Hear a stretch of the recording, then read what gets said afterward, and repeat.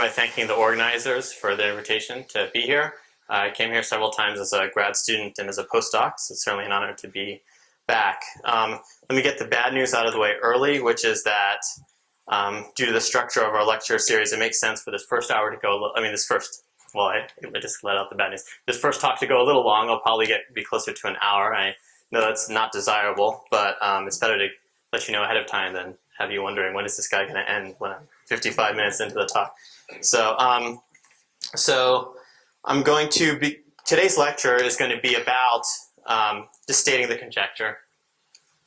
So what are Stark conjectures about? So Stark conjectures, they relate the values of derivatives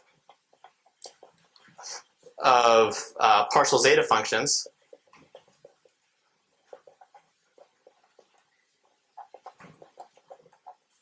at s equals 0 to, well, let me leave this side blank because I'm going to add something there. But basically, so this is something analytic, the value of the derivative of a partial zeta function to something algebraic, namely a unit in an algebraic number of fields.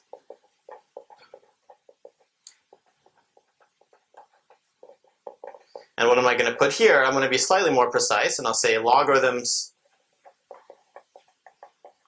of, great, I didn't do this so well, but of absolute values of units in algebraic number fields. Okay, so where might we see other types of relations of this form? Well, Stark conjectures are analogous to, and in fact, they're a refinement of, they can be viewed as a refinement, not just an analogy. The Dirichlet class number formula, which gives the value of the residue of the Dedekind zeta function of a number field at s equals 1. And you can also think of Stark's conjectures, for those of you who are interested in abelian varieties and elliptic curves, as a version for units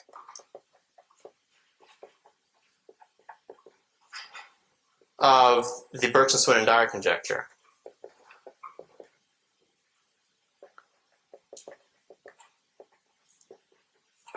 For elliptic curves.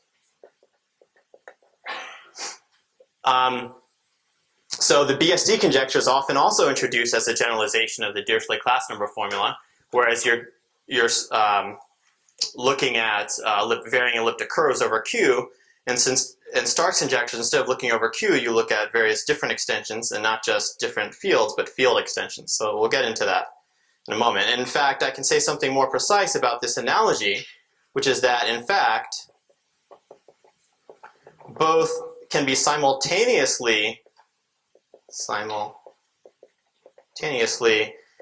generalized and refined with a conjecture that's called the equivariant Tamagawa number conjecture.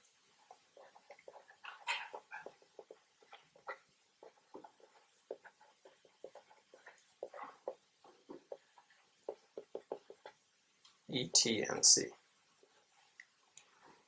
Okay, so that's a lot of words for a math talk. So hopefully the future slides will have less on them. Okay, so, but how about a few more words of general philosophy? So what do the words in rank 1 abelian Stark conjecture refer to? So abelian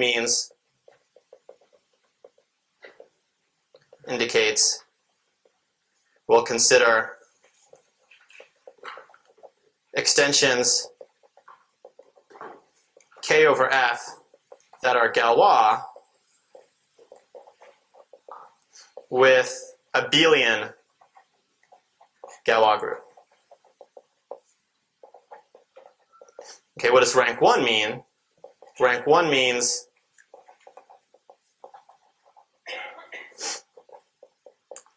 that will consider first derivatives. First derivatives of zeta functions.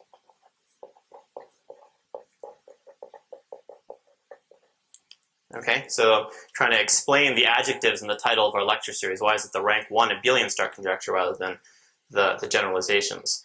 So the reason for doing this, well, one of the reasons is that the conjecture is most precise in this case, okay, and has a lot of interesting consequences. And the final point I want to make here on this slide is that Rubin, so there is a general conjecture for the higher rank case. Okay, so maybe I'll say conjectures very precise here, which is why we care. And I'll say that Rubin actually, so the Stark conjecture in the non-abelian case or in the abelian higher rank case are, they existed, and Rubin made a very precise conjecture analogous to how precise this one is, which, so let's say Rubin later made a similar precise conjecture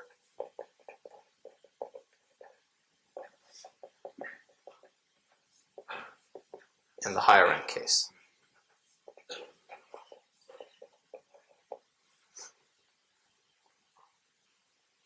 Okay, I'll try to write a little larger.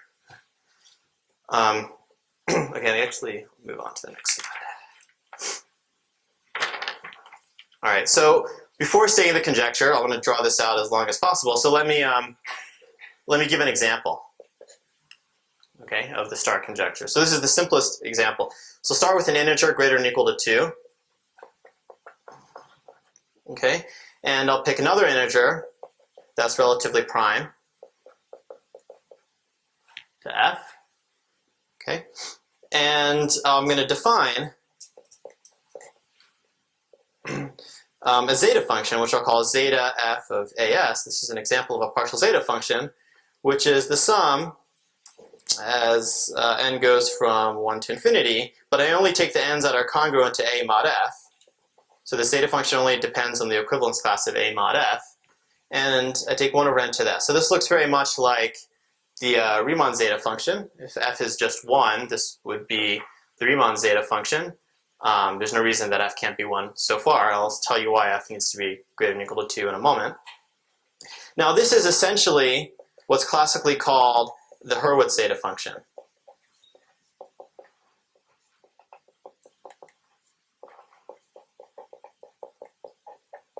So if I define the Hurwitz zeta function, say zeta Hur of xs, so what is this? This is the sum as n, I'll index it from 0 now to infinity, of 1 over x plus n to the s. And in both of these sums, I should have mentioned where they converged and where the variable lives. So here s is a complex number, and here x and s are both complex numbers. And to get this to converge, and it converges absolutely, we assume that the real part of s is greater than 1. And here we assume the real part of x is positive, and that the real part of s is greater than 1 also. And it converges absolutely. Okay, so this is called the Hurwitz zeta function, and there's a clear relationship between them, which is that this is just a special case of this one. So zeta f of as is just f to the minus s times zeta h of a over f, comma s. Okay, so this, I guess, to make this correct, I need to make sure that a is in the correct range, so I'll assume that 0 is less than a is less than f. So if this is between 0 and 1.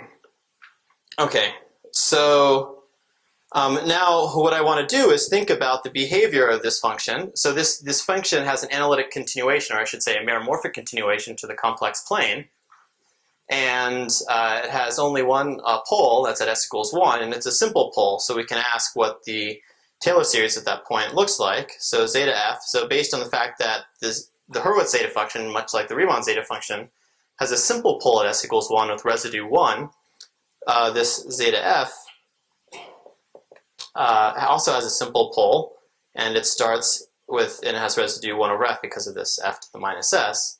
So this is 1 over s minus 1 plus dot dot dot. So the next term will be a constant, which maybe I'll call b of af. Then there'll be something else times s minus 1 plus dot dot dot. You have some Taylor expansion. And Stark's conjectures concern this constant. Okay. So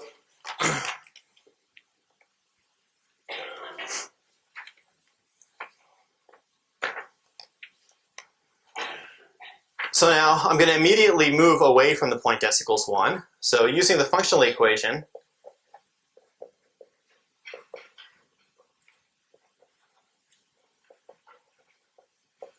so I'm not going to tell you what the functional equation is, but I'm just going to tell you that it allows us to consider, instead of s equals 1, we're going to move from the point s equals 1 to s equals 0.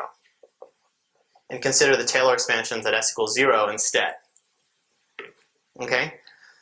So I said this functions, so these sums don't converge at s equals 0, but there's an analytic continuation or meromorphic continuation to s equals 0. And in tomorrow's lecture, Matt will explain one way, one of the several ways of proving that fact.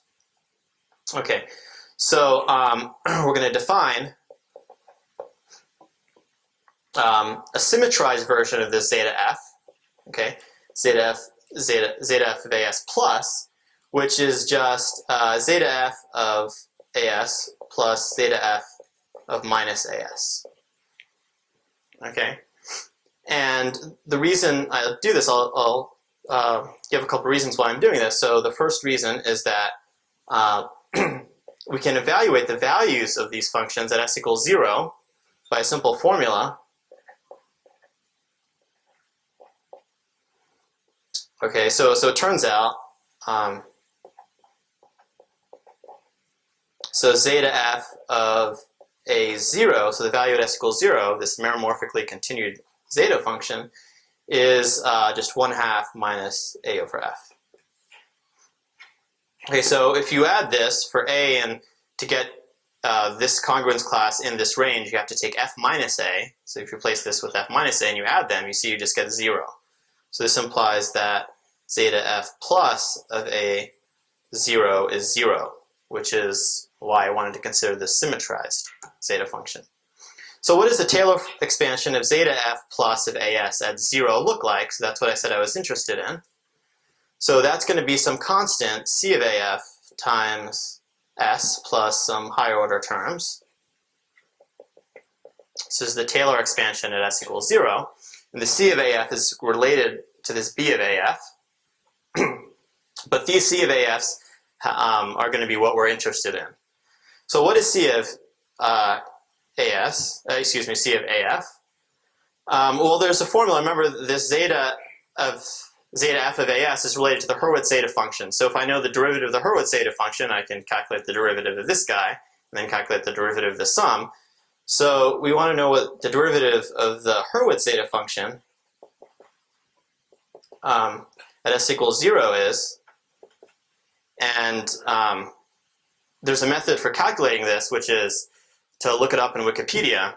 And if you do that, you'll find that you get log of gamma function minus 1/2 log of 2 pi. Okay. And so what that implies for my c of af, so if I apply this with a over f as my x and f minus a all over f as my x, and I add it, then what you get is you get log gamma of a over f, gamma of 1 minus a over f over 2 pi. And if you keep your browser open, you find that there's a formula for gamma of x times gamma of 1 minus x, which is minus something in terms of the sign. So this turns out to be minus log sine of pi a over f. Okay. Now pi a over f is unnatural. Of course, you should think of 2 pi times a rational number, not pi times a rational number. So we want to get this in terms of 2 pi. Okay, so that means I have to multiply the numerator and denominator by 2. Or alternatively, I can change this sign and use some sort of half-angle formula. And hopefully you don't need Wikipedia for that. You know that can be expressed by the double angle formula this way. Okay, and so I'm going to call this guy in parenthesis just u. Am I still on the page? Awesome. Okay, so this is negative 1/2 log of what I'll call u of af. Okay?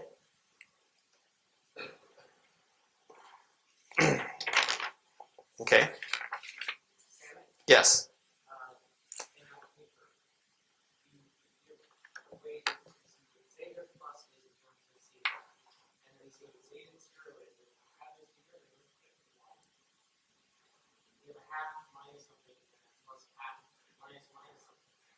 No, because to get minus a to be in the range of 0 to f and stay in the same residue class, I have to replace minus a by f minus a. Yeah. Okay. Okay. So what's this u of af? So u of af is this number in parenthesis, this cosine, which I can write cleverly as 1 minus zeta f times 1 minus zeta f inverse, right? Where zeta f is e to the 2 pi I a over f. Okay, so this is, if you think about this as a complex number, this product is a positive real number, multiplying a number by its conjugate. Okay, and but you can also note that this is not just a complex number or a real number, but it's actually an algebraic number. In fact, it's an algebraic integer. So u of af actually lives in a field I'll call K, which is Q adjoins zeta f plus, this is the same field, the totally real subfield of the cyclotomic field, Q adjoins zeta f, which showed up in Kartzig's talk today. Okay. All right, so I'll leave as an exercise the fact that this u of af, it's not just an algebraic integer, that's clear from this formula, but in fact, it's an f unit. Okay, that means that if I invert f, then it becomes a unit in the resulting ring. Okay, in fact, this u of af is an actual unit, it's actually a unit in this ring, as long as f is divisible by at least 2 distinct primes. So f is not a prime power.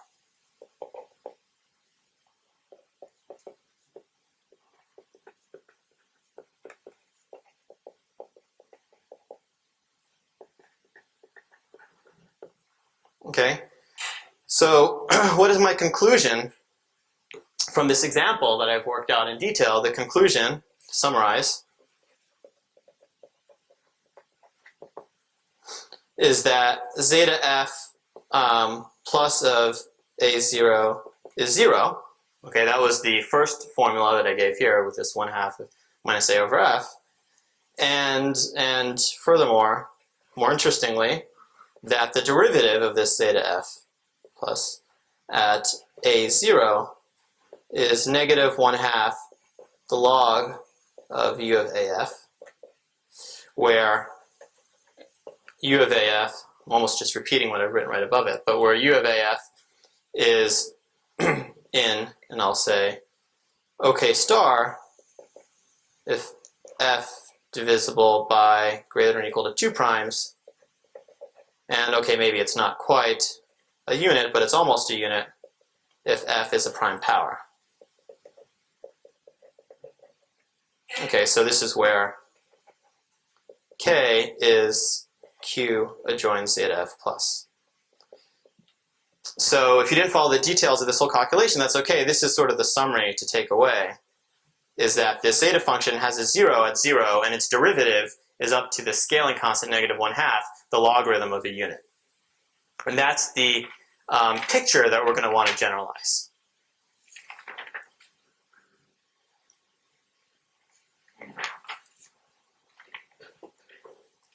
Okay, so now let me go ahead and take the plunge and actually state the conjecture, Stark's conjecture, the rank 1 abelian Stark conjecture. Okay, so we're going to start with an abelian extension of number fields, which again, as I said at the outset, what this means is that this is a Galois extension of number fields whose Galois group is abelian.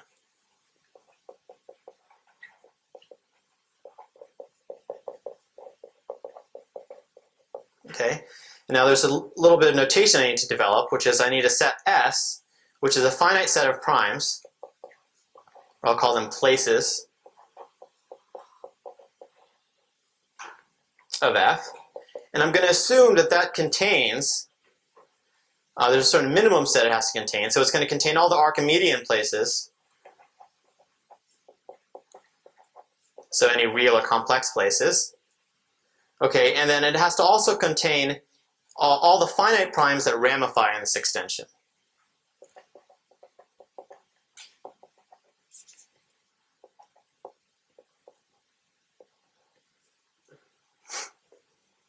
Okay, and just for this this talk, we're going to assume that S has at least 3 elements. Okay, so I'll just make a note that 2 elements is okay, and you can see the notes for that. But just things become simpler if I let S be have at least 3 elements. Okay, S having 1 element doesn't really work. Okay, so now I'm going to define a generalization of this zeta f of AS that I've had in my example, which is, so this is what a partial zeta function is. Okay, so you take your extension, and for any sigma in the Galois group, you define a certain sum. Okay, so what is the sum going to be over? It's going to be over ideals in the ring of integers of my field F. You're going to take the ideals that are relatively prime to all the finite primes in S, which I'll just write as shorthand this way. So n is not divisible by any prime that ramifies in K. And since n is not divisible by any finite prime that ramifies in K, it has what's called an associated Frobenius element, which is a certain element of the Galois group. So I should have written here, sigma is an element of the Galois group, K over F. Okay.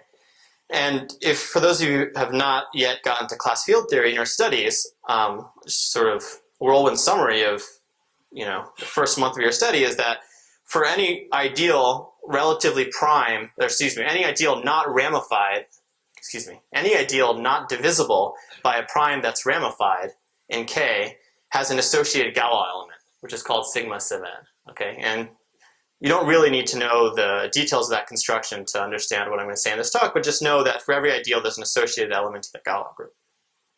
Okay. So I haven't told you what I'm going to sum, so it's going to be 1 over basically n to the s, but now n is an ideal, so I need to sum an integer, or an actual number to this, so I take its norm. This is the size of OF mod n. Okay. So this is some sum. Okay, it's a generalization of the Dedekind zeta function, which in turn is a generalization of the Riemann zeta function.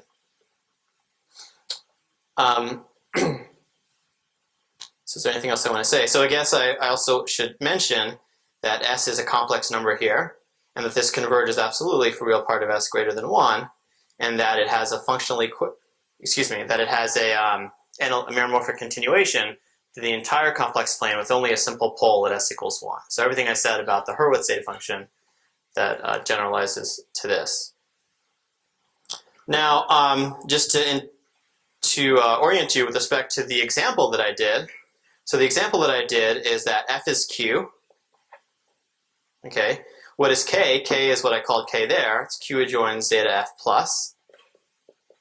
Okay, and sigma is sigma A. So what is sigma A? Sigma A is the automorphism, or is the restriction to zeta F plus of the automorphism of Q adjoins zeta F that maps zeta F to the A. And what else can I say? S, I have to tell you what S is. S is going to be exactly this minimal set that I need to take. So it's going to be the infinite prime of Q, and it's going to be the primes that are dividing F. And now you see why there was these 2 different cases, depending on whether F is divisible by at least 2 primes or is just a prime power. That's exactly this dichotomy between S having size 2 or greater than or equal to 3. And so I want to assume that S is greater than or equal to 3 so that I'm in this case. Okay, and then under the, unwinding all this notation, you see that I get nothing but my zeta K over F of sigma S in this case is nothing but my zeta sub F of AS. So the example that I did is just the simplest case of this. Thank you very much. Thank you, you're right. Sorry. exactly, yeah. Zeta f plus. Yes, if I had taken Q adjoins zeta f, then I would have gotten just zeta f. But since I'm taking this real subfield, and I'll explain why I'm taking the real subfield in a moment. Okay, so this is setting up the analytic side of our equation. Remember, I had zeta f plus prime was equal to a scalar times the logarithm of a unit. And this is the generalization of that, of the analytic side. So what's the generalization of the other side going to be? So we let uv, which I might just write as uv, but it's probably better if I can remember to write uv of k to remind you that its elements actually live in k, not f. Oh, so I didn't say what v is. Okay, so I'll say what v is after I define this. So this is the set of elements in k star such that the absolute value of u at any place of k is 1 for all w not dividing v. Okay, so now let me go back and say what v is. So, do I have room above? Okay, so I'll just write it up here. So let v be a place of f. Okay, and this set, so these are often called v units. So you would call them v units if I made this condition for all finite primes w not dividing v. But I'm actually implying it for all primes not dividing v. So v is a finite prime, and w might be an Archimedean prime, say a complex place, and I'm still imposing the condition that it has absolute value 1 at the complex place. So sometimes these are called strong v units. And the reason that it's strong is that w can be complex. Well, it can be Archimedean. Then made any. Okay, so again, so if k, if one of these w's is actually real, then this is a pretty small set because it has the value 1, so it has to be plus or minus 1. Okay. Wait, is that what I wanted to say? Let me. Yeah. Okay. Yeah. So if w was real, then it would be absolute value 1, so it'd be plus or minus 1. So this wouldn't be very interesting. So we're going to only consider cases where all the w's that you consider are complex. Okay. So now what's the setting that we want to consider to make my conjecture? We're going to fix v and s. Okay. So remember I have this finite set of primes s. So v can be Archimedean, it can be finite. Okay, and we're going to assume that v splits completely in k. Okay, and we're going to let w be a place of k above v.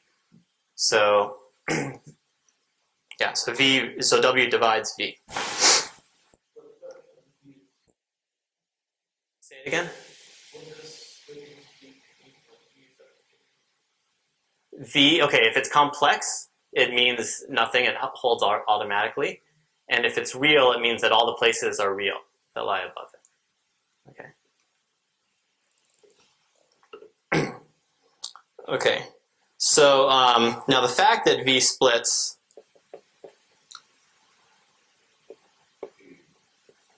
and the reason that that's the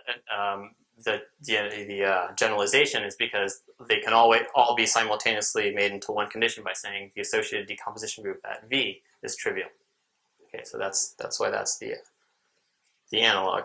So the fact that V splits in K implies, and this is explained in the notes, but I won't have time to do it in the lectures, it implies that this value at 0, which of this meromorphically continued zeta function, is 0. Okay?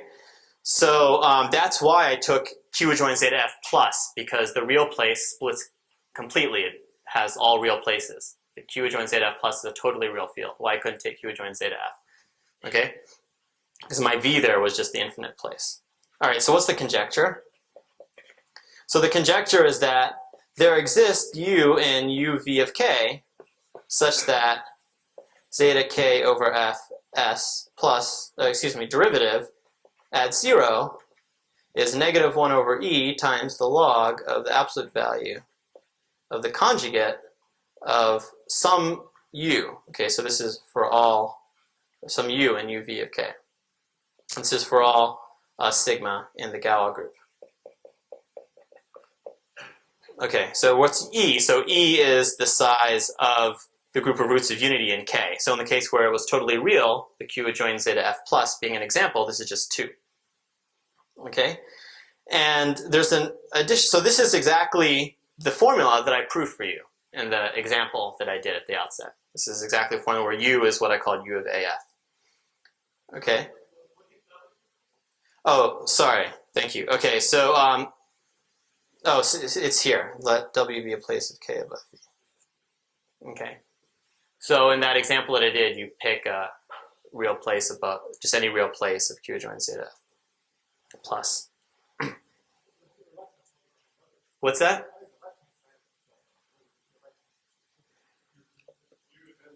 U is going to depend on W. So somehow if you replace W by a different prime above V, you'll get the same conjecture holding with the U just being the image under the Galois automorphism that takes your old W to your new W.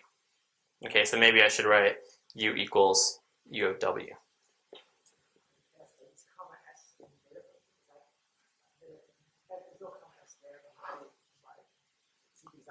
Oh, I'm sorry. That's just a typo here. Yes, that's what this condition here is. Yeah. Okay. And maybe, this notation also, this is just means sigma of U. U sigma means sigma of U. The image under the Galois. Okay. Any other questions about this notation? Okay.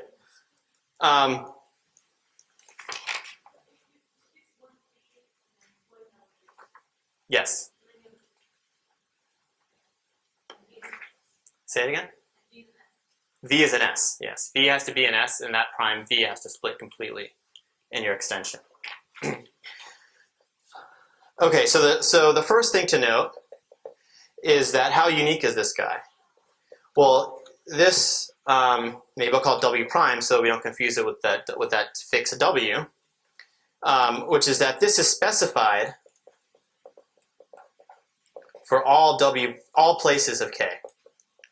So it's specified by this condition for all places not dividing V, and it's specified for this condition by all places dividing V. Because I can write this another way.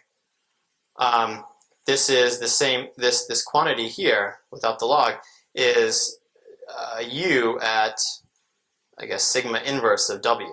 That's the same thing. So, and as sigma ranges over all the elements of the Galois group, this ranges over all the places dividing V. So I've specified the absolute value of this one U at all the places. So it's specified, so all its absolute values are specified, which implies that it's unique up to a root of unity.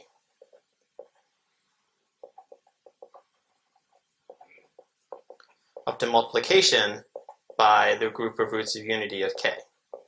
Okay? And now one thing, a feature of my talks, of the talks that Matt and I are going to give, is that we're going to get rid of this root of unity ambiguity by smoothing. We don't want this root of unity ambiguity. Okay, so what is smoothing? So in this talk, I'm just going to do the simplest possible case, which is I smooth at one prime. You can smooth at many primes, and that's explained in the notes.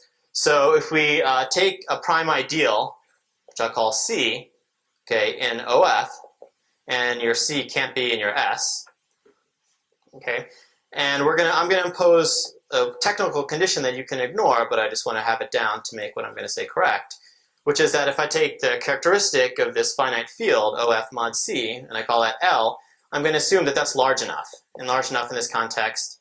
So you don't actually even need this large, but this is good enough. If you take it bigger than the degree of your base field plus 2. So as I said, more general fields are allowed, but let's just do this for today. And I'm going to add yet another thing in my notation, not just S. I'm going to say what this of S and T is, okay? Which is that it's just a linear combination of the two previous kinds of zeta functions that I defined. So we take that minus, and then there's a constant in front, which is the norm of this prime ideal C, to the 1 minus s times zeta k over f s. And then you just take a shifted partial zeta function, that is one of the other partial zeta functions for a different sigma, and you multiply it by the inverse of the Frobenius of C. Okay, and I'll explain a little bit about why we want to take this smoothing, this kind of smoothing, later. But before I do that, let me just state an equivalent conjecture to what I stated before, which is there's nothing up here. What was the last slide? I think, yeah, okay, the one with the conjecture. So an equivalent conjecture to that one is that there exists a unit that I'll call UT, because it's going to depend also on T. So, and then I have to generalize my UV to be the UVs, the elements in my old UV. So these were, remember, the strong V units. Okay, and I have to impose a condition that they're congruent to 1 modulo all the prime ideals above C in K. So I can write that succinctly this way, because C is unramified. And, okay, such that, so that's not very deep, but then the condition is that, is the derivative condition. So you just copy over, or you just unwind what this derivative condition is here, and it turns out to be negative log absolute value of UT. Okay, so there's no 1 over E here, which reflects the fact that the UT is going to turn out to be unique, whereas this one is unique only up to a root of unity. So how are the U and UT related between the two conjectures? Well, oh, I didn't put the condition because, I'm sorry, I got distracted by what I was doing. So there was an extra condition in this conjecture that I didn't put, which is actually quite important, and it's going to translate here. So maybe hopefully it'll be okay if I write it without moving the slides too much. So we go back. This conjecture is not over. There's kind of a mysterious extra condition, which is that, furthermore, okay, which is that the extension k, if I take the eth root of my u and look at the extension that it generates, that this is an abelian extension. Sorry, can I move it which way? Oh, move it to the main one, yes. Okay, so I added this to the conjecture.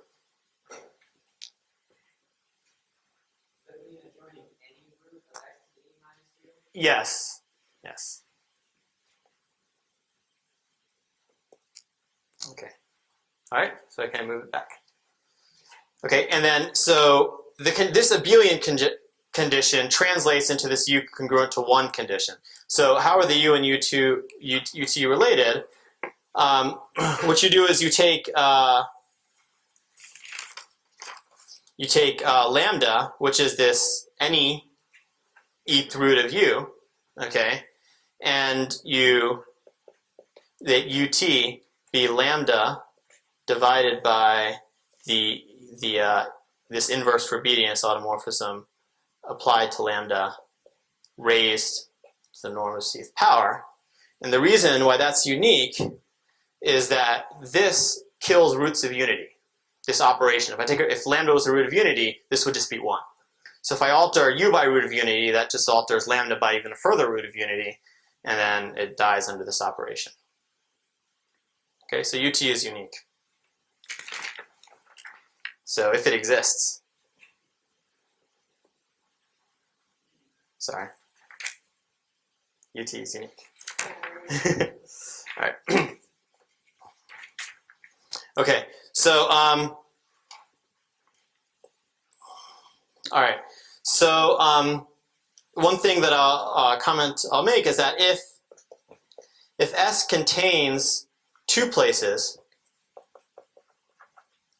V and V prime, that's split completely,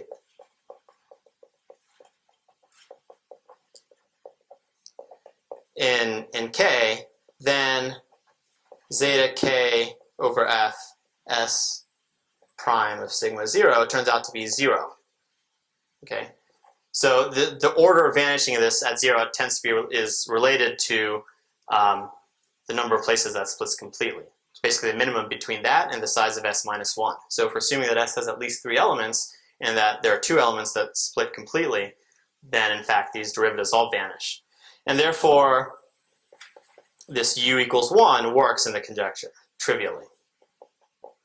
So the conjecture is trivial, and the reason is you shouldn't be considering the rank 1 conjecture in that case, you should be considering a higher rank conjecture in that case. So you're considering the wrong conjecture, and we're not going to talk about the higher rank conjectures, so we're just going to ignore this case. So we only consider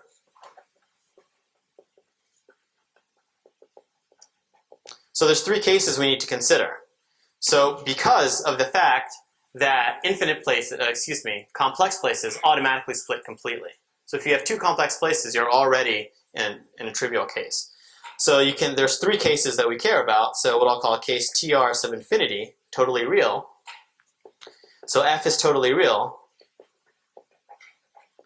and V is real. Okay, and the places of K above V are real because V splits completely, but all other places, all other Archimedean places, are complex. Because if I had any other real places, they would lie above real places of F, which would split completely, which would put me back into this situation. All right, so that was the case of the first example that I did, where F was Q. Now there's another case, which is called the ATR case. So here F is, A stands for almost totally real. So what does almost totally real mean? So, i.e., almost totally real means that F has exactly 1 complex place. So it's almost totally real because it has 1 complex place, but all the other places are real. So in particular, a quadratic imaginary field, which has no real places, is almost totally real. Okay. And okay, and in this case, K will be totally complex.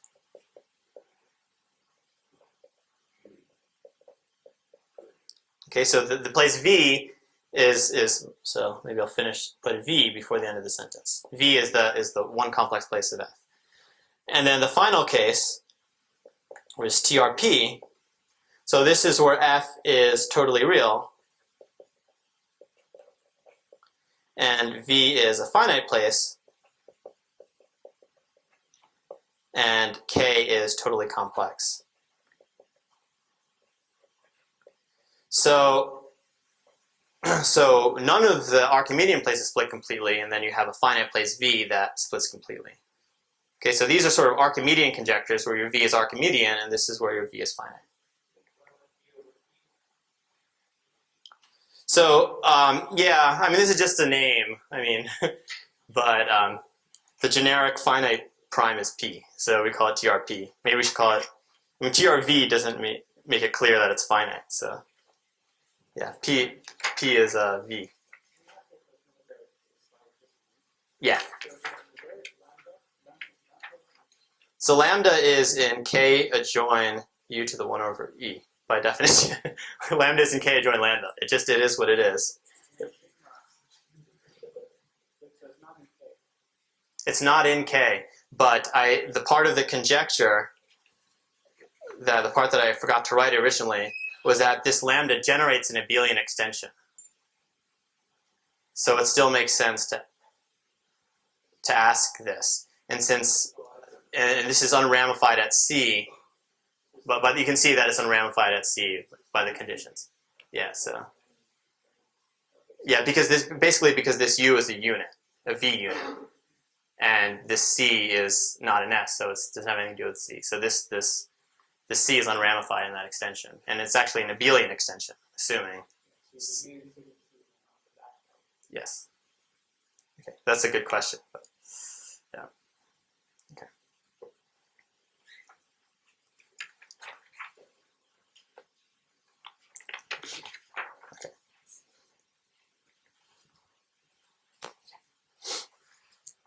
Okay, so let me talk about the case tr some infinity. Okay, so now if I invert, put up the slide for a second. So if I invert the equation of Stark's conjecture, so now this W is a real place and this E is 2, if I invert it, then what I get is that U sigma, so I can take the exponential to get rid of the log 2, I get E to the minus 2 zeta k over F S sigma 0. Okay, now I should have a plus or minus here. Now, U is only unique up to a root of unity, so I might as well make it plus. And in fact, the abelian condition, you can show that that implies that the signs are all the same. So once I make one of them plus, they'll all be plus. So I can have this equation simultaneously for all sigma. Okay, and that's a pretty cool equation because now I've written down a formula for an abelian extension of F, for an element of an abelian extension of F. And I know all its conjugates, so I could write down its characteristic polynomial if I had enough precision to calculate this analytic quantity. Okay, and then I could therefore write down a polynomial that splits over this abelian extension of F. So if F is something interesting like a real quadratic field, then this is giving us abelian extensions of this field that we didn't know how to calculate already. So in this way, this can be viewed as giving progress towards Hilbert's 12th problem. I don't know if Hilbert would have considered this a solution to his problem, but certainly this has some interesting and startling applications towards the construction of class fields explicitly, which is in cases where it's not really known, like real quadratic fields. So many computations of this form were done by Dummett and his collaborators in the case of, I think, a totally real cubic field, where they calculated these guys and all their conjugates, and they found them to actually live in the desired extensions. So this is a well tested conjecture numerically. Okay. Thank you. Yeah. Otherwise, this would be 1, because that's 0 without the prime. Okay. Thank you. Okay. So now let's do the same. Let's try to do the same thing with case ATR. Let's invert the formula, and you get that the absolute value of UT. Okay, and I'm going to do the T version this time. I'm going to invert this one. And the reason I'm going to do the T version this time is because this is really unique. So let's say I want to get my handle on what this UT is. Okay, so it's e to the negative zeta k over f s t sigma 0 prime. Okay, and now here I'm stuck because in the ATR case, V is complex and W is a place above V, so W is complex. So this is a complex number. And I'm telling you what its absolute value is. It's this positive real number. But what the heck is this complex number?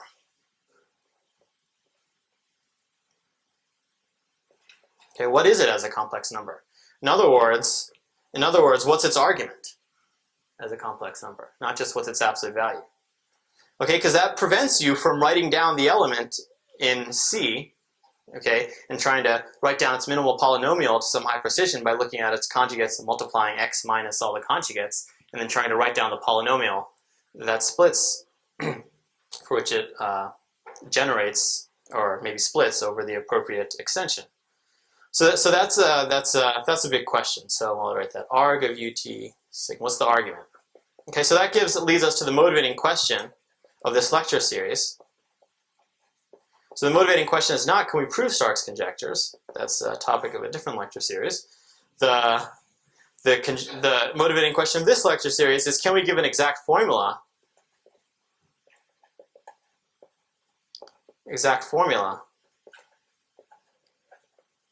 for ut sigma, and where would we expect a formula? So this would be in the completion of your field at the place that you chose above V. So in this case, it's C, and in the finite case, this is some p-adic field. Okay. Okay, not just its absolute value.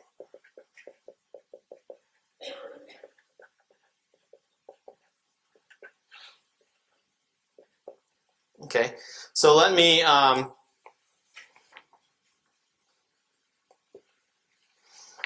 let me say a little bit about what's been done.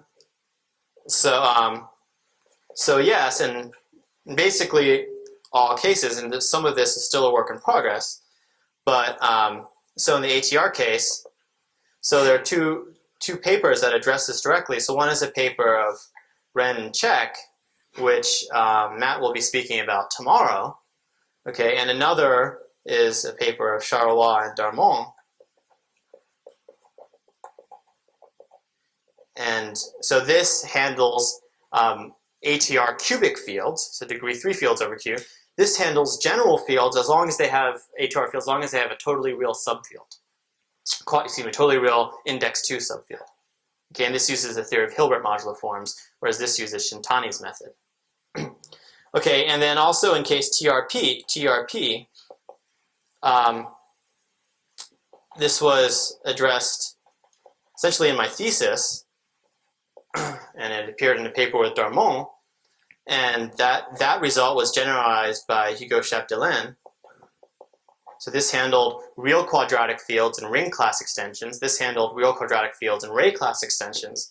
And then the general case I did using Shintani's method in another paper, and in a current paper with Charleroi, where we're using another method. And this will be the topic of my my last lecture.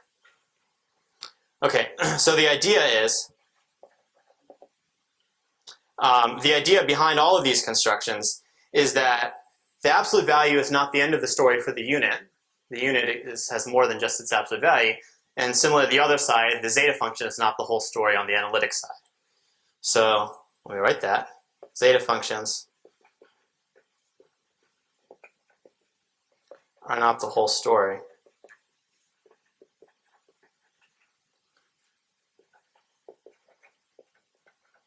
On the analytic side. Okay, they are zeta functions. Let me just say zeta functions are merely shadows of larger objects that exist, larger analytic gadgets that exist. So I'll say bigger objects, or maybe I'll say more refined objects.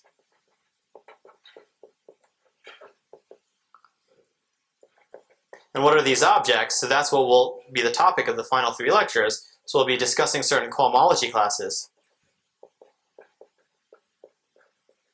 or Shintani zeta functions, or both at the same time. So Shintani has zeta functions that generalize the zeta functions I've discussed today. And just a theme to keep in mind is that one obstruction that comes, the main obstruction that appears in trying to define these formulas, are the units in the ground field F.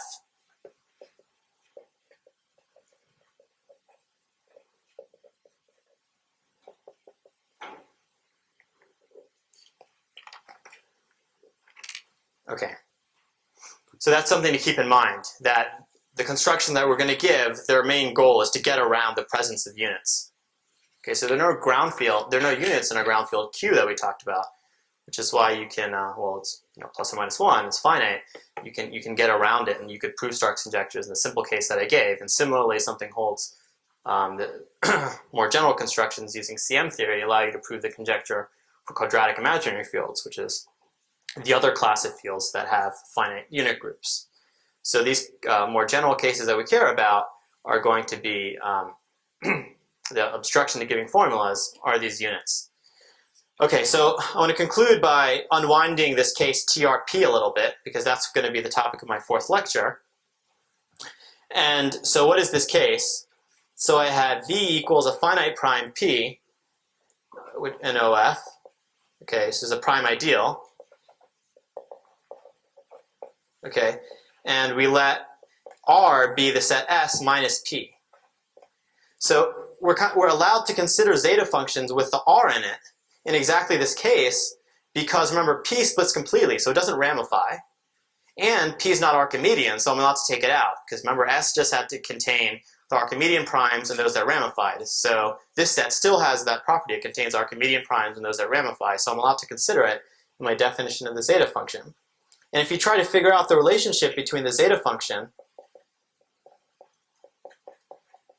at S and the zeta function at R, then you see you just get a factor of this 1 minus norm of p to the minus s. Sorry, there's no parentheses here. It's just times zeta k over f rt of zeta s.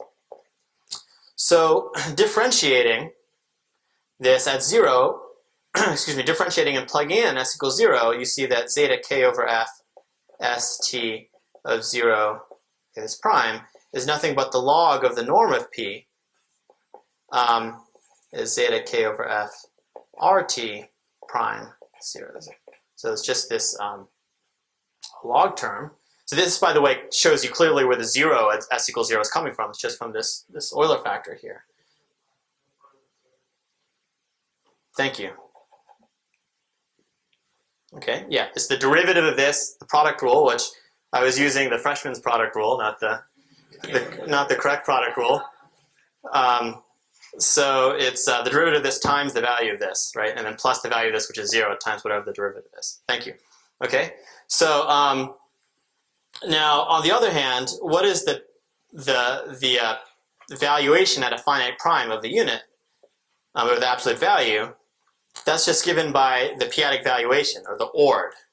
So if you go through the definition, at least in the normalization that I have in mind, so what is this scripty capital P? So that's my W. So I should say W is a prime, okay, above P. So I'm going to call, so now that I'm dealing with finite primes, I'm going to use Gothic letters instead of this generic VW notation. So what is this?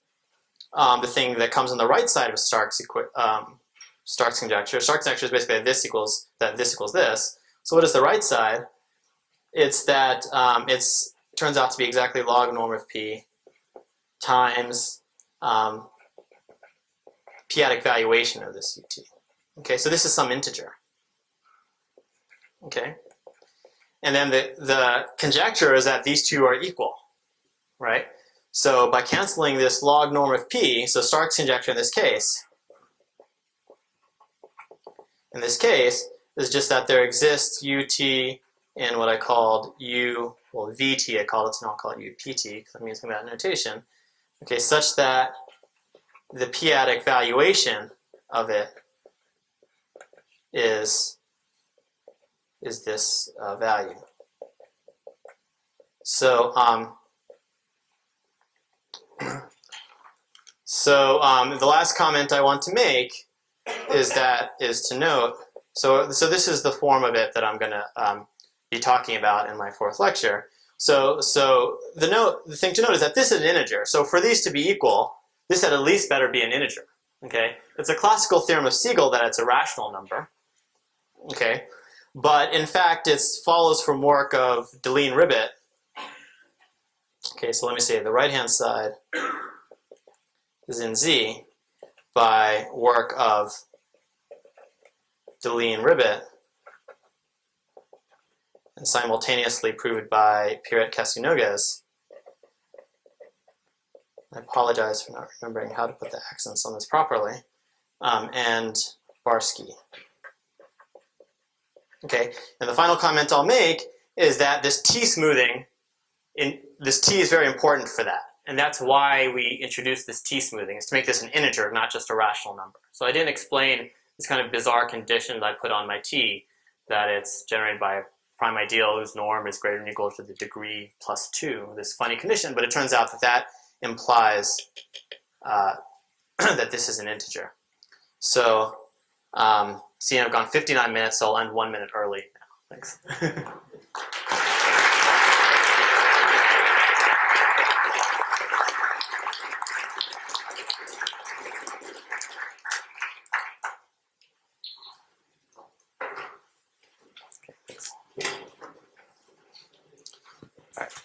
Thanks for learning that. It's just, if I had to do the stuff at the end at the beginning of the next lecture.